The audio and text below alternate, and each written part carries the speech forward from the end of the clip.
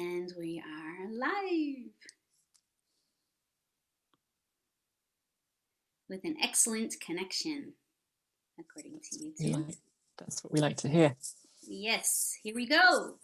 Let's get the party started. As I always say, I like to repeat myself. Hello, planet Earth. Welcome to Lilia's Weekly Wednesdays, and thank you for joining us. I'm Lilia, and my pronouns are she and hers. I work for Facialteam, and as the creator of their 300 plus strong Facebook peer group founded 8 years ago, I've been an ally to the trans community since 2008, and I've always felt like a patient advocate. I'm also keenly aware that researching gender identity topics today's is often overwhelming, which is why we've created these live streams and this platform to talk about some of the amazing people in the world with trans identities and provide a beacon of inspiration to you, as well as some guidance for our allies and other healthcare professionals. So today I'm very honored to have one very special guest today, Charlie Martin. Welcome, Charlie. What are your pronouns? Hi, Lilia. Thank you for having me on today. My pronouns are she and her. So today, our topic is Charlie Martin and all about Charlie Martin. And so for those of you who are here listening now, please tell us below in the comments where you're from, what your pronouns are, and what your questions are so that we can incorporate them into our conversation today. So Charlie, to start off, how would you describe yourself to today's world leaders? Very tough question. Oh, that is a very tough question. Well, first of all, I'd just say that I'm Charlie Martin. I'm a professional racing driver and I'm an LGBTQ activist using my platform to create more awareness and acceptance in the world. And really that I believe that we should all be trying to create more empathy. And that's a thing we can do on a big scale or even just on a little scale, focusing on things like pronouns, for example. We've just had World Pronoun Day, and it's pronouns are something that form the basis and the beginning of all of our communication together. And so it's something that, while it might seem like a very small thing, it can also be a very, very big thing to the way we communicate with each other. So I think I'd express myself to them in a way that just says, try and think about how we can all empathize and understand and accept each other more in the world. And that's a big part of what motivates me in the work I'm doing. Thank you, Charlie. Just to let you know that we have a shout out to you already. Jumping Jimmy Jet has said hello from Arizona. Hi, Jimmy. Yeah, Jimmy's one of my patrons. It's great to be speaking. How are you doing?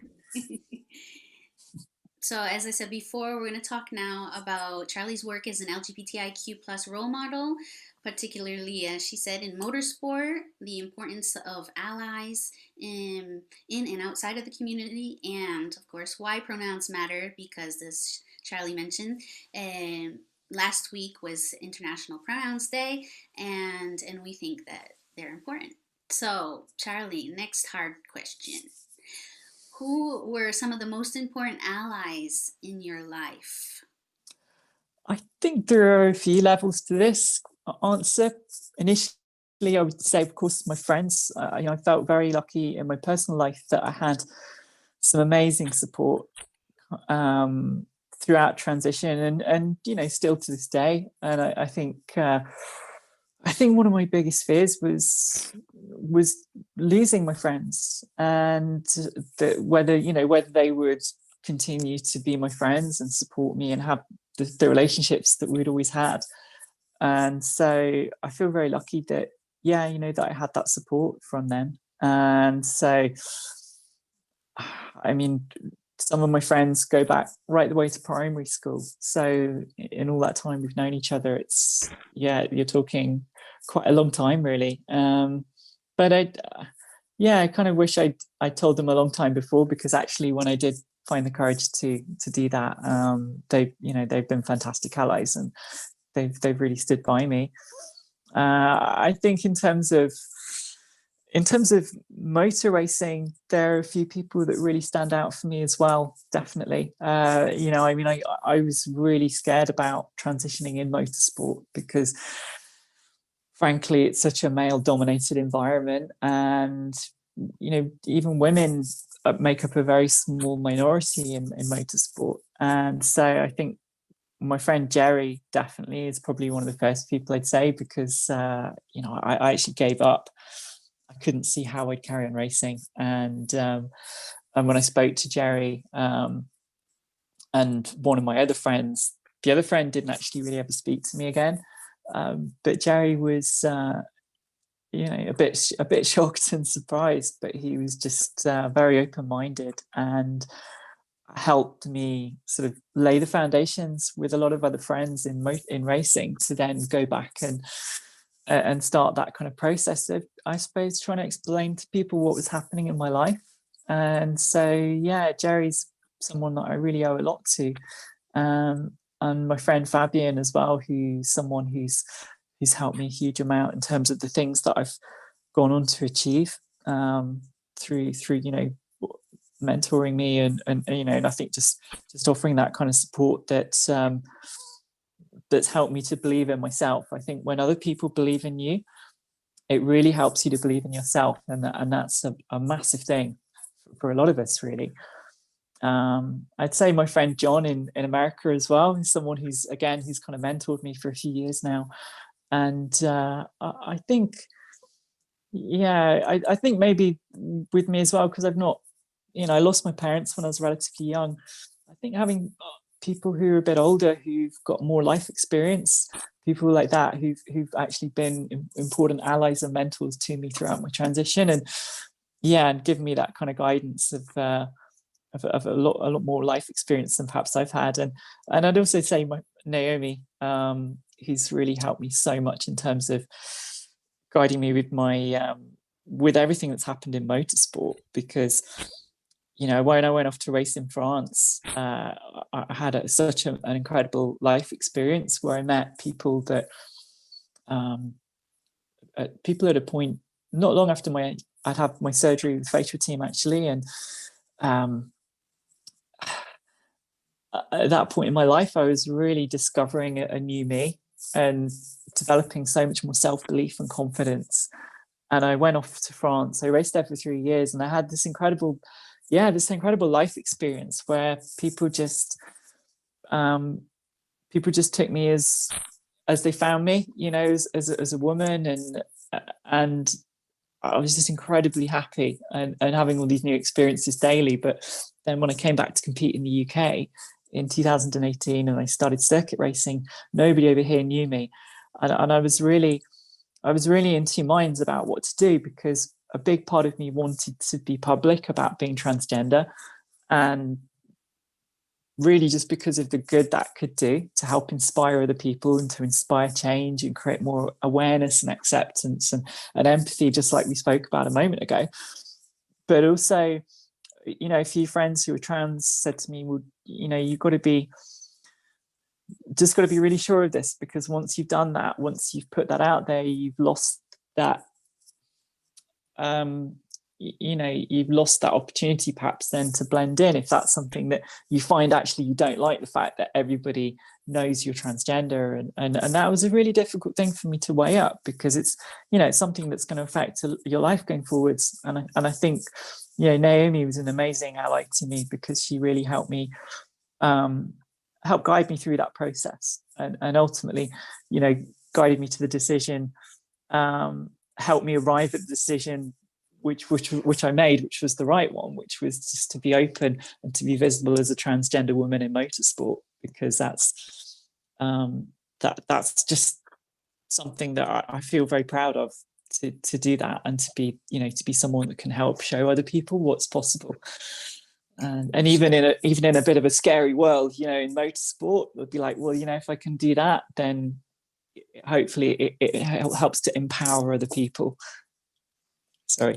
Absolutely, you do empower and inspire many people. I have no doubt. People are constantly saying this in the comments, of everything that we put out there about you, Charlie. So I can't imagine a world without Charlie. To Oh, be thank honest. you. So, and I just want to say right now, we've got here lots of Yes. people. Oh my God, Charlie, you helped me through so much. I'm transitioning in a mainly male dominated environment. Did you also ever feel you had to perform to a certain level before you could come out, so you would be worth it to your peers, or you'd be of worth to your peers? Yeah, I think so. I think I probably did to a large extent because I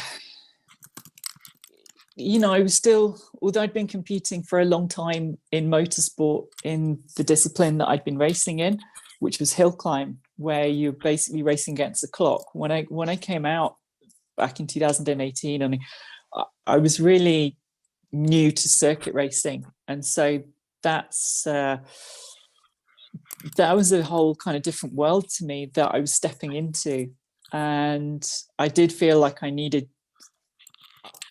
credibility to, not within the community that I've had so much incredible support and interaction within, but as in the transgender community, but more within the racing community, because I didn't want people to think that I was just being like, hey,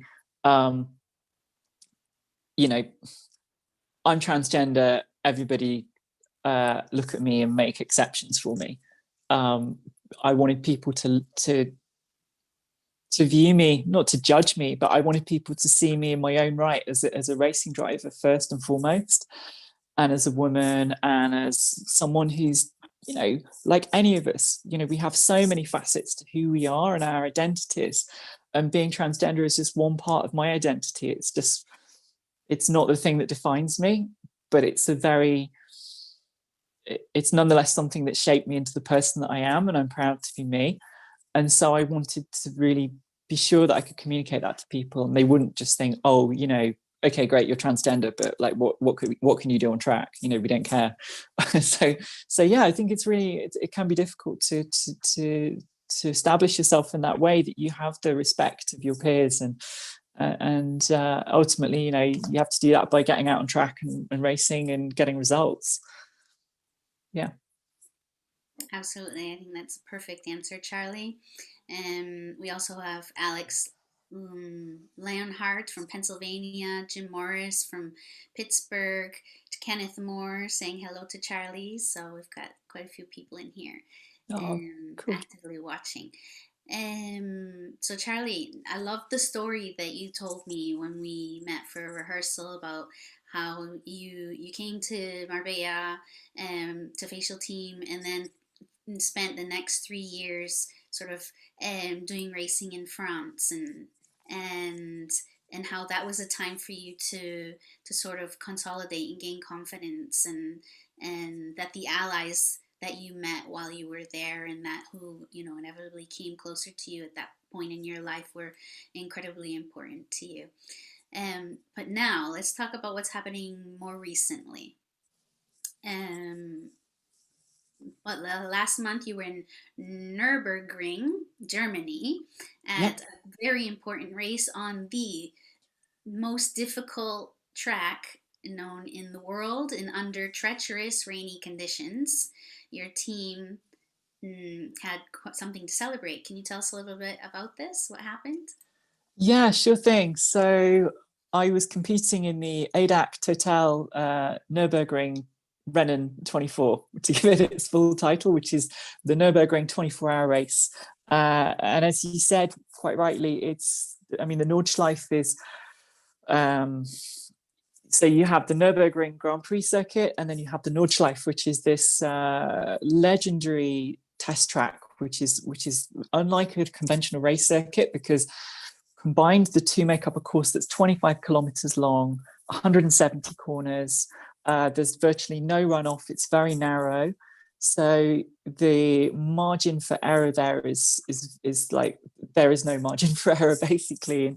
And also something like 150 cars on this track. So you throw in some difficult conditions, like we had pretty much non-stop rain. racing at night, all this traffic and everything else. And it's widely regarded as one of the toughest, if not the toughest, races in the world. And certainly in terms of endurance racing, it really doesn't get much harder than that. So to go and compete there was, really a dream and a massive moment for me in my career in terms of what that meant. And I mean, we came away with 4th place in class, which was an incredible result. I mean, for a lot of people, when you do this race for the first time, you just to finish it is something in itself. So to be one step away from the podium was a massive thing in terms of racing, but I think also in terms of LGBTQ visibility in motorsport, because to the best of my knowledge, there's never been a transgender driver compete in that race. So it was a quite historical moment, really. And to do something, I'm always quite aware that in motorsport that there isn't much LGBTQ visibility. And so I think it's, to do something very visible basically made me think that, just think back to all those moments when I was growing up and I never dreamed that I would do something like that. And I think it really helps to, I feel very lucky that I have this platform within my sport, and that, being transgender in motorsport gives me an opportunity to reach a lot more people with my story than I would do otherwise. And so therefore it's an opportunity to educate people and to increase acceptance and awareness, and getting that result there and competing in that race was probably one of the biggest things I've done in my career to date to move that whole ambition forwards, and to get closer to competing at the 24 Hours of Le Mans as well, because that's the one that I'm aiming for, the big one. And so I mean, this is my first 24-hour race, and I really had to push myself pretty hard. So it was pretty awesome moment. It is incredible, and I think you're very humble, because when I was talking to you, I found out that you did the first leg for your team and you did the last leg for your team. And from what I know of any kinds of relay racing in any sport, the first and the last are key positions for races. So it's just another sign that the team really, really values you. Oh, thank you. It was a big, I'll be honest, actually, that's a good point to make, because taking the start in a 24-hour race is a huge amount of pressure, because it's during the start that, everybody's bunched up together. I mean, the visibility in the rain coming down the start straight, you literally I couldn't see this far in front of the car.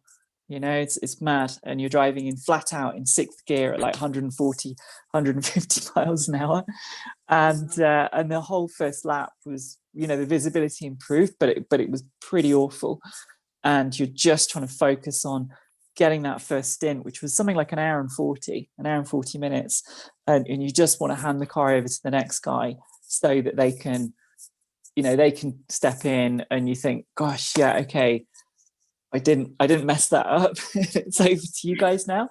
But it's a lot of pressure. And I think I wanted to do it, but it was nice that the team, my teammates felt they could place their trust in me, that they had confidence in me to deliver and do the job. So that meant, again, like we say about people believing in you, helps you believe in yourself. And when people give you that responsibility and you get it right, it means a lot. It's awesome. So, apart from that race that was last month, in the previous months, with lockdown and confinements, etc., for a period, there were no races. Everything was shut down. Can you tell us a little bit of what you were involved with in esports and what that meant for you and those times when you couldn't race? Sure thing. So esports has been huge this year. As you rightly say, I mean, everything shut down, all the racing stopped, and we're very lucky in motorsport that we're in one of the very few sports where we can all compete virtually now online, and it's actually it's probably more similar to the sport we do in the physical world, in the virtual world, than it is, say, I don't know, a footballer playing FIFA on a controller or something sat in their living room, because we're using a wheel, the pedals, everything. It's the same experience, and suddenly you had all these professional drivers, right the way from Formula One, competing online, and these big races being broadcast.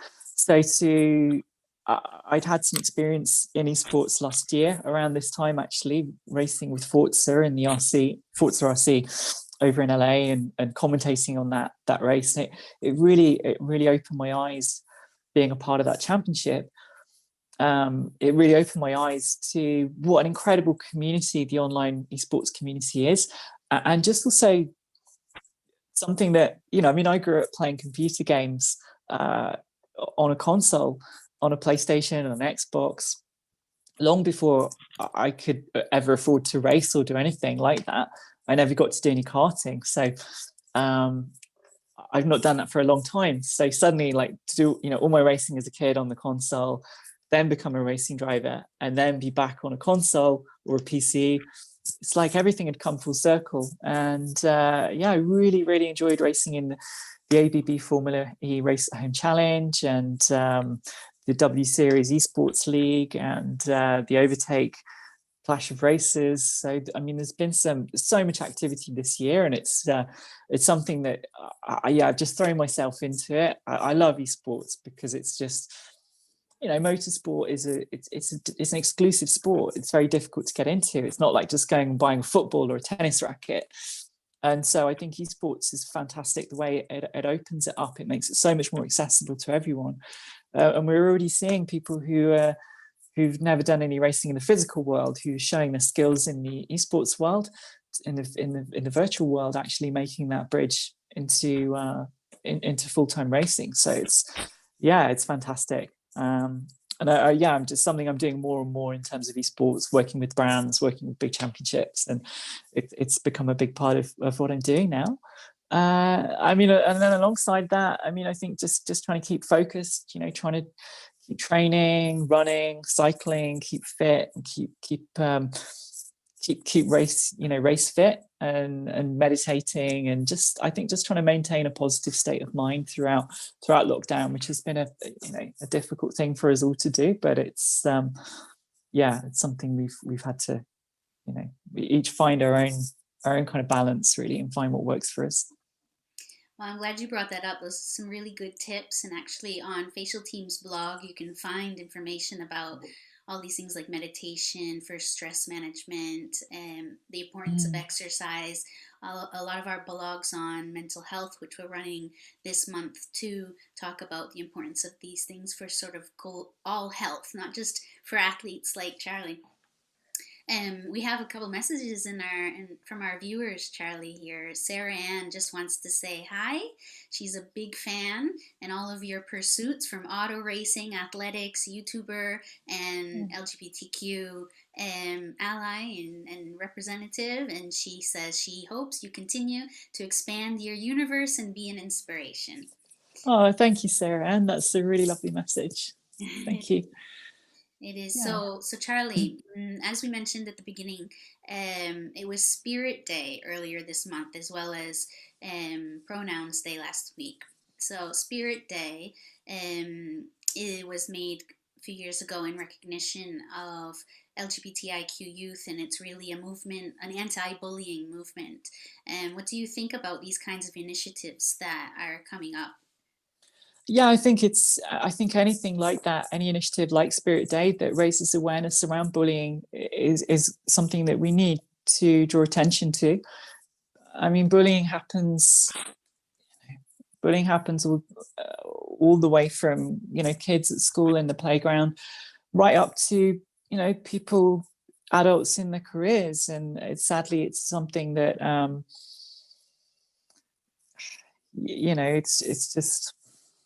it's just very sad that some people feel the need to to abuse people, and for whatever that reason might be. But I think it's certainly, in terms of LGBTQ based bullying, I mean, I know from work I've done with Stonewall, from the Stonewall School Report, actually, that they did in 2017, I think they found that 50% of all school children who'd received LGBTQ based bullying had said this has had a direct impact on their plans to continue and further their education. 50% of children, that's a huge amount of people.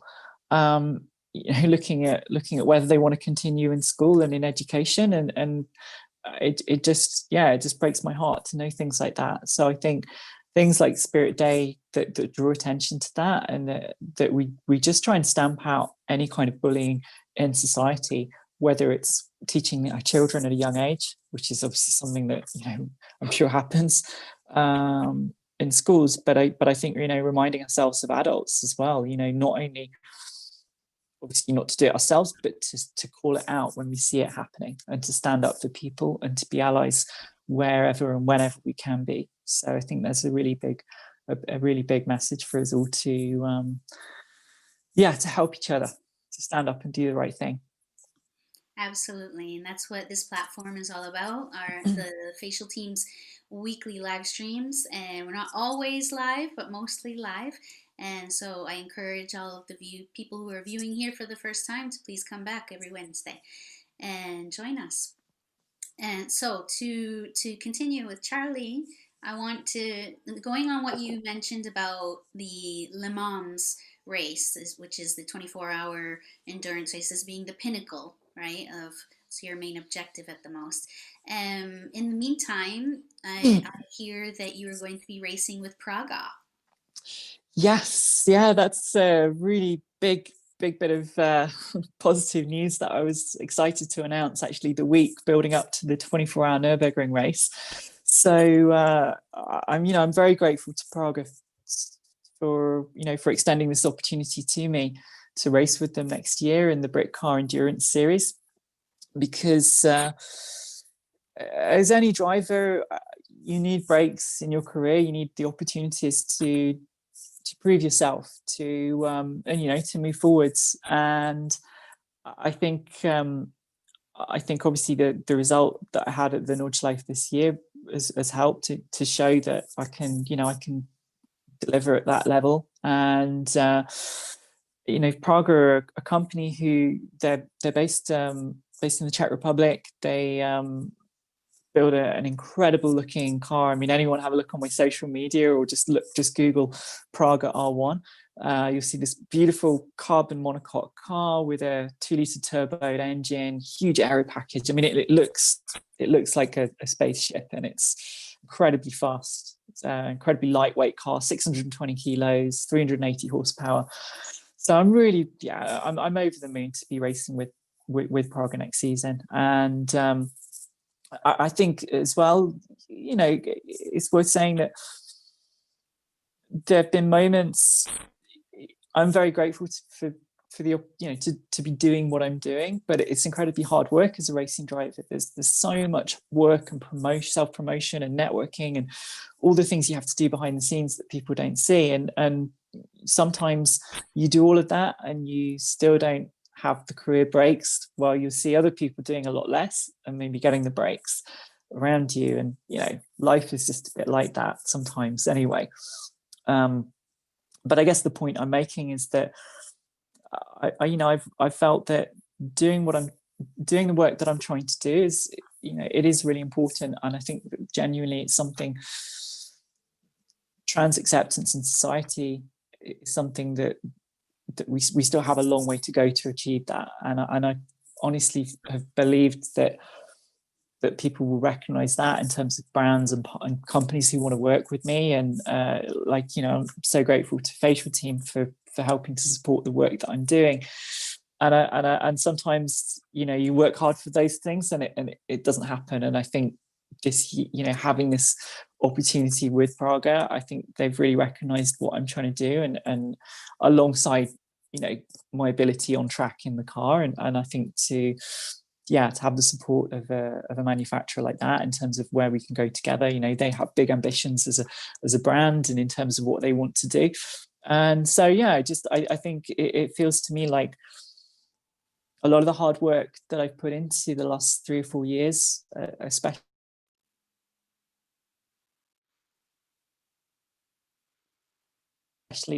since it's a big moment to be racing with Praga. So yeah, I'm excited about next year. We've got a fantastic car, fantastic team, fantastic teammate, Jack Fabi, really fast guy who's already getting great results in the car.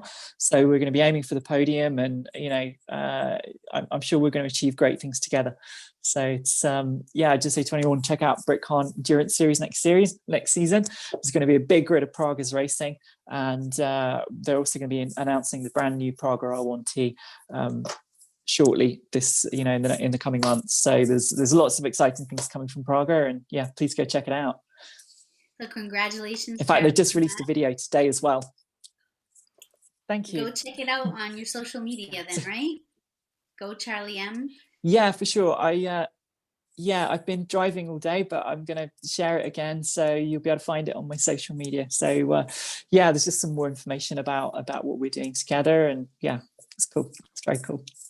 Yeah, it's an honor for Facialteam to sponsor you, honestly, and you know that comes from our hearts. After I don't know how many years ago it was that when we first met and started talking until today. But we definitely have a special relationship with you, Charlie, and want to support you in everything you do, and are very proud to have seen, you change over the course of the years. It's amazing. So, and congratulations for that, and kudos out to Praga for selecting you as part of their team. That's amazing. So Charlie, about some other things that you do so many different things. As one of the viewers said, it's not just about racing. You do a lot of other speaking engagements, and I assume that some of those probably have been put on hold because of COVID, but are you doing some things virtually now, or what are the other plans that you have coming up? Yeah, that's right. I mean, I love public speaking. It's a big part of what I do now, and sadly this year not so much, but I think that's been the case for a lot of people, really just living through lockdown. But it's something I think being able to stand in front of a lot of people and talk about the work I'm doing, and to work with quite a lot of big organizations. I've spoken at Microsoft, Google, O2, GlaxoSmithKline. I'm actually in Munich at the moment for an event that's coming up this weekend, which I can't really say much more at the minute, but it's something that I'm is really I think the opportunity to stand in front of people and to talk from the heart and to talk with passion, it's what creates empathy. And it's when you share a story with somebody in that form that very personal connection, it really resonates. And it's something that I love doing it. And it's I'm just hoping that we can all get out of lockdown soon, and that the situation stabilizes, because I've done some quite a few digital events, but there's no substitute for going and meeting people in person. I love going into new companies and organizations all the time, and meeting people and working with them. It's something I'm really I've really missed it this year. So hopefully I'll be doing a bit more of that in the years to come in 2021. Fingers crossed. Absolutely, I'm sure, as things get better. You mentioned you've been doing a lot of driving today. In the last 24 hours, actually, you've come from the UK through Cologne to the tunnel through Cologne, and now in Munich. If anybody has any questions about whether or not you have the endurance for Le Mans, it's not me. We were talking about this. I said, Charlie, are you sure you're going to be okay to do the live stream after all this traveling? Aren't you going to be exhausted? Oh no, I'll be fine. I think I was a bit spaced out when we first sat down to talk. I was a bit I've done 6 hours driving today, about 8 hours yesterday, and I'm going to do the whole drive back in one go as well, so that's going to be a bit of a mission. But I mean, thank goodness for Spotify and podcasts, because I think without them I'd go a bit mad listening to German Europop. But yeah, I've enjoyed the drive down here, and I think it's funny, coming into Munich, I was thinking about it a lot, because I could see the mountains, snow-capped mountains in the background, I guess, just going beyond Salzburg. And yeah, I really enjoy driving to places. I've been driving to and from Germany a lot this season, and in some ways it's an easier and safer way to travel for me right now. I've got a mini John Cooper Works, which is a great little car I love. And I was thinking, you see a lot more things when you're driving than perhaps when you just fly into a place. You land in an airport, you get to your hotel, and you're on a monorail or whatever. I don't know. So I quite like the experience. It's good. Yeah. Well, it's just reminding me of the last time that I saw you in person was in February, just before the whole pandemic exploded in Ronda, here in southern Spain. You were Yeah. here at Ascari racetrack and doing some of the first testing in trials and practice runs with your team, with your new team. And from that day, we came away with some incredible footage and made a beautiful mini documentary about Charlie. So please check our main page of our YouTube channel, and you'll find this mini documentary about Charlie. And there, I'll Yeah, link you it did.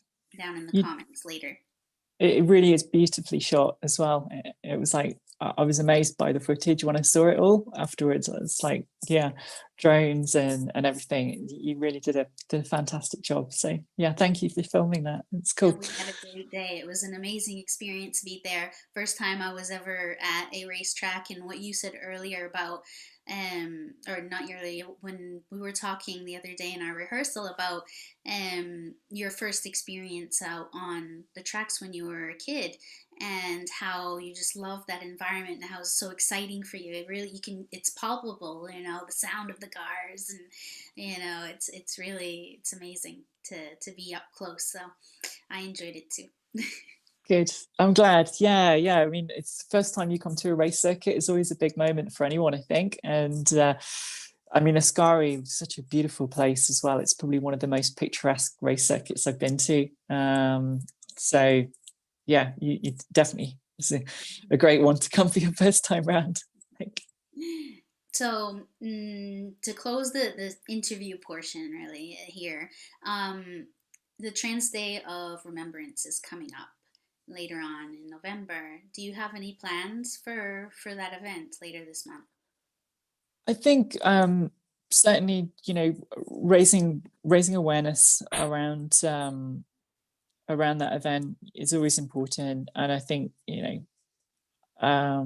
like a lot of trans people in the community, I have sadly, you know, there's friends that I will be remembering who sadly aren't with us any longer. And I think it just reminds you that, yeah, that there's so much more to do, I think, to make the world more accepting and just a kinder place for transgender people. Um, and so, yeah, I mean, on the one hand, I think, yeah, remembering friends and taking some time to think about them and their lives. And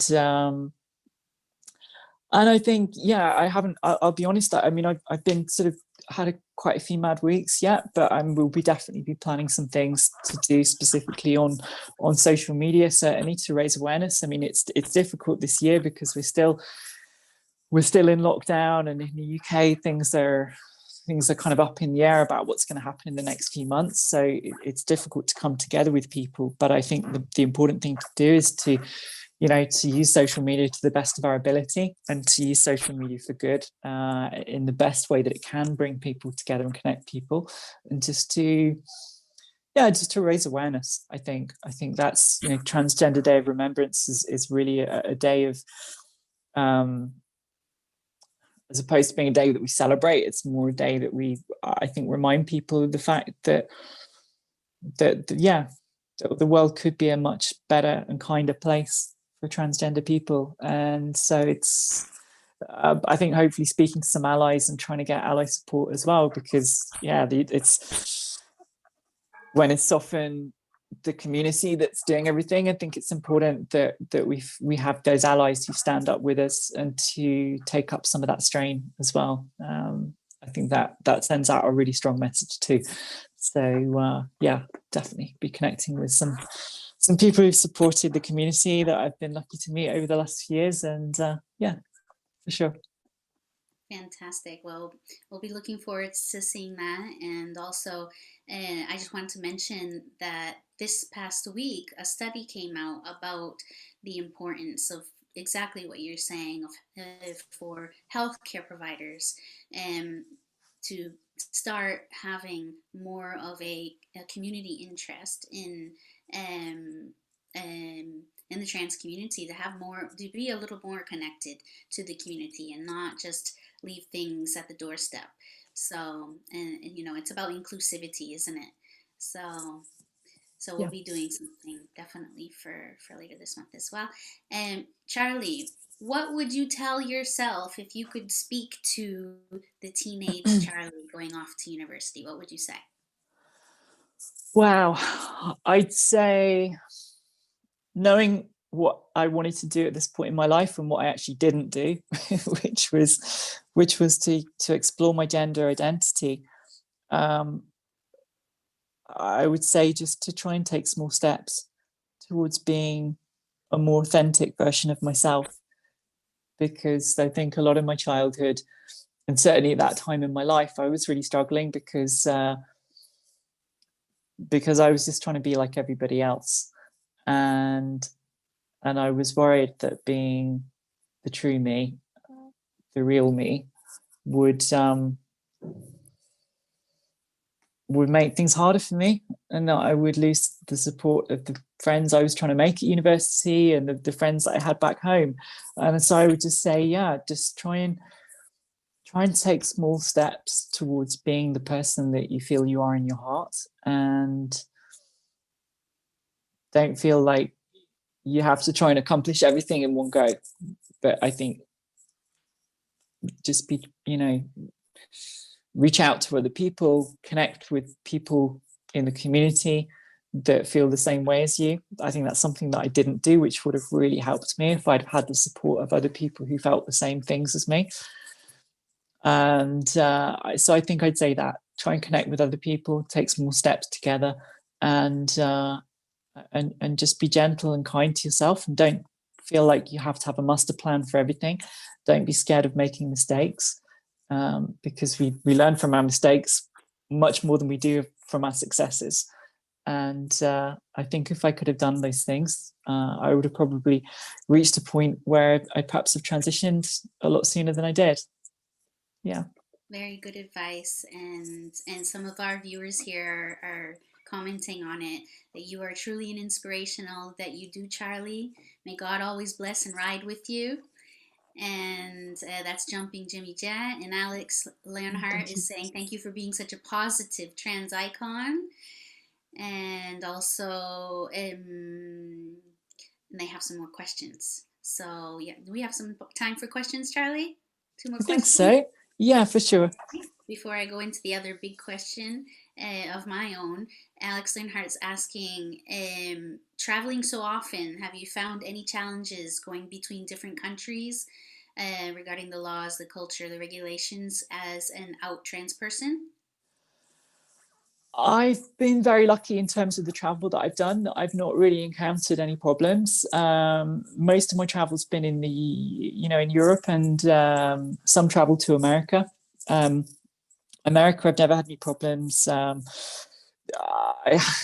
I did have something happen a few years ago, which I mean, I tend to see the funny side in things. That's just the way I am, and it's probably part of my own kind of thick skin that helps me deal with situations. But I was at Lyon Airport when I was racing in France, actually, and I handed my passport in, and I think it must have flashed up with an old photo of me, because the guy at the desk sort of looked like someone had just thrown a bucket of cold water over him and like kind of signaled to the guy behind him and was like, come and have a look at this. And they were sort of obviously looking at what was on the screen and looking at me stood in front of them.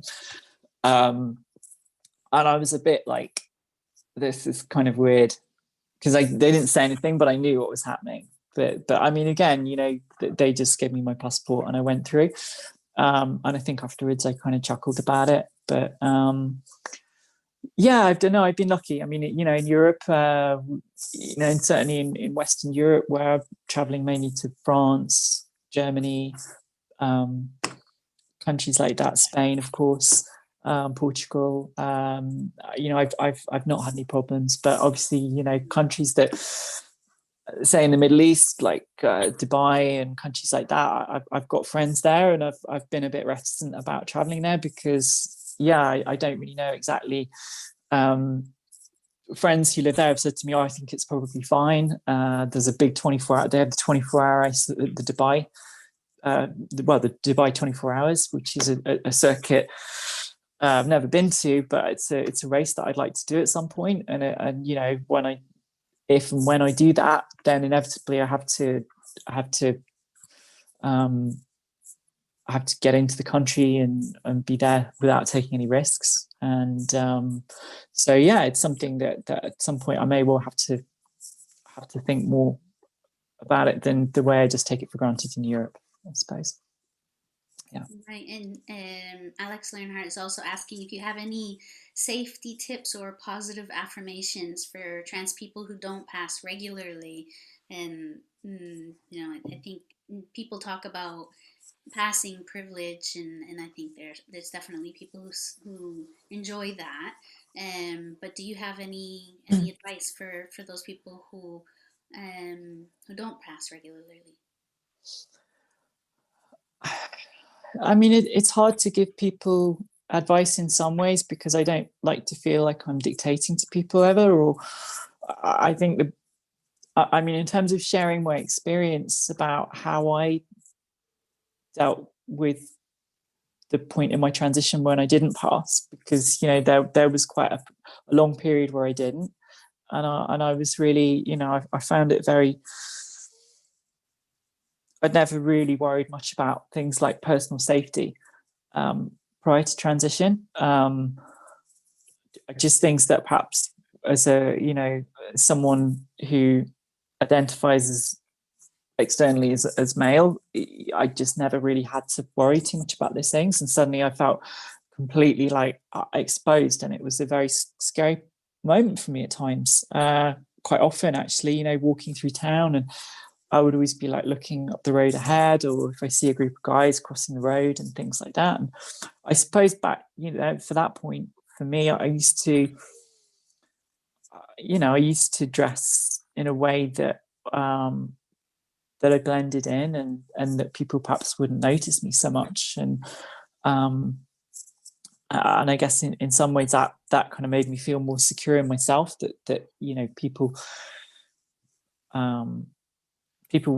wouldn't I wasn't drawing attention to myself, but equally, you know, that's not necessarily what everyone wants to do, to kind of suppress their identity and their own self-expression. It's something that we should all be able to do freely in society. So it's a difficult one, I think, but I think if someone is genuinely worried about their safety, I think yeah, you know, in a practical sense, that's something that can help you feel more secure, and just being with friends, and as well, you know, making sure that if you're going somewhere where you're going to be worried about these issues, you know, if you're going to be meeting someone, or you know, just have that communication with them. And you know, again, if you're perhaps in a, you know, a company or somewhere where you work, making sure that you've got people that you can talk to who realize that for you, this might be some things that other people take for granted, but for you, these are issues that cause you a lot of anxiety, potentially, and just making sure that you've always got people who someone who can walk you home from an event to your hotel, or a taxi, or whatever. Just making sure that you take steps to to think ahead and plan a little bit, that you're not going to be exposed, and that you make your life go easy. You're able to go easy on yourself. Yeah, I guess. Sorry, that's a very muddled answer, but it's not an easy thing. No, it's not. There's a lot of difficult questions still out there, and Mm. it's not the same for everybody, is it either? So thank you for that advice. And to close here today, I would just like to know if you have um, some specific message, takeaway message for our viewers that you would like for them to carry with them.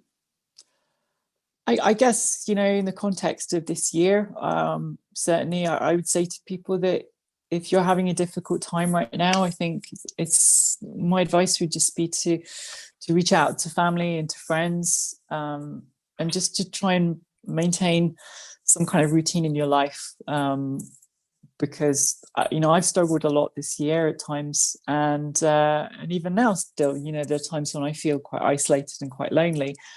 And so I think, one thing I try and do is at least try to have a good conversation with a friend every day on the phone. I don't manage to do it every day, but I think I try to most days to achieve that. And I think also being outside in nature.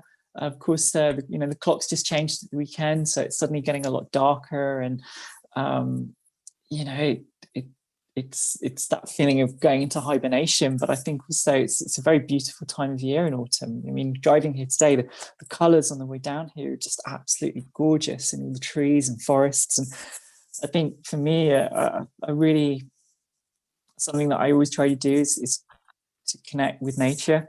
I love being outside. I love trail running, and I think being outside and connecting with nature is a really positive influence for any of us. So I'd make try and make the time to do that as much as you can, and also having a routine of exercising and trying to eat well and eat at regular times. Just little things, but I think all these things add up to help us feel like we have balance and like we're in control of our lives, even when we might be making compromises in other areas. And I think also focus on, this is a big thing I'm trying to do right now, in fact, is to try and focus on sowing the seeds of prosperity and positivity for 2021.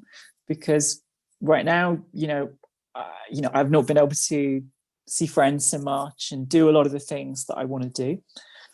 So I'm trying to think, well, I'm hoping, like everyone, that 2021 and coming into spring, that we can put a lot of these difficulties behind us. But I'm trying to do things now that use my time constructively to create more opportunities, that will flourish in next year. So using this time now to think, well, okay, some of my time is a bit of a write-off, so I'm going to use that really, really constructively and really positively. And I think, finally, just again, setting yourself some goals and some plans for next year. But also make sure that like at least 50% of them are quite small goals that are quite attainable and easy to accomplish. Because I think, and I'm guilty of this, I set myself big goals, and then when you don't achieve them, when life throws you curveballs, you feel like you're not moving forwards. But I think if half of them are just really simple little things, like I want to get my motorbike license, just getting my theory test done. It's £25 and it's super simple, but it's just little things like that I think, I can, make those goals achievable. And then before you know it, you've done all the little goals and you'll be smashing the big ones too. Yeah. That's perfect advice. I agree with you completely. And I just want to say thank you, Charlie, for sharing some really intimate moments with us here on a very public platform. And I'm very conscious that it's something that you haven't done before. So thank you so much for doing it with us here on the Facialteam channel. We really appreciate that. Oh, thank you. Um, So just everybody who's here listening, just check in the comments below. I've put in the social media handles for Charlie. Go Charlie M on Twitter, Instagram, and Twitch. And Go Charlie, if you just search that on Google, you'll find her YouTube channel and in other platforms and her website. So, thank you so much again, Charlie. And everybody's here. Please put some claps down in the comments and show us You all a your big hug. hugs. Give us some hugs. And I did get a question, and one last question in here from one of our viewers asking me about trans acceptance in Spain. And I can't speak for the community nor for all of Spain, but from my personal experience and knowledge, living in Spain for 14 years, and there are quite a few protections legally, and there is healthcare access, public healthcare access for certain things. So the right steps are being taken, but as Charlie said very well earlier, there's still so much to do. But trans people here in Spain are very lucky to be able to enjoy at least some legal protections and healthcare access. So that's good news. And actually, just recently, there's been this amazing documentary. Well, not documentary. Sorry, it's a story about a very famous personality from the 90s, and it's amazing. So there's some really great stuff coming out in the arts about the trans community that are positive. So thank you everybody for joining us today, and I just want you to know that your input is very important. We're listening, so please do let us know if you have any particular topics that you'd like us to bring to the table. And we more importantly, if you're an ally or a healthcare professional, please use your weight to support the community and send messages to your legislators, MPs, tweet the powers that be, and do whatever you can to help organizations like Stonewall.org, which Charlie is very much involved with, right? Yeah, I'm a Stonewall sports champion. I'm very proud as well to be working with them. So associations and groups like these need our support so that basic human rights like healthcare access are respected. So please stay tuned for our upcoming lives. We'll be interviewing representatives from a Danish activist group next week, Transaction with a K, action with a K, next Wednesday, same time, same place, right here. And plus, in November, we will be speaking with Dr. William Powers again, a popular specialist in hormone therapy, live on November 18th. So thank you, everybody. And join our private patient group on Facebook. I'll put the link down here below in the description. Sign up for our newsletter. Please follow, like, share, as they all say. Please, now, share, like, follow, now. And make sure you tell all of your lovely friends about our weekly program here, speaking with amazing people like Charlie Martin. So we'll see you, and I want everybody to stay safe, please. Keep well, and remember, your healthcare and your happiness matter. Bye, everybody. See you soon. Thank you.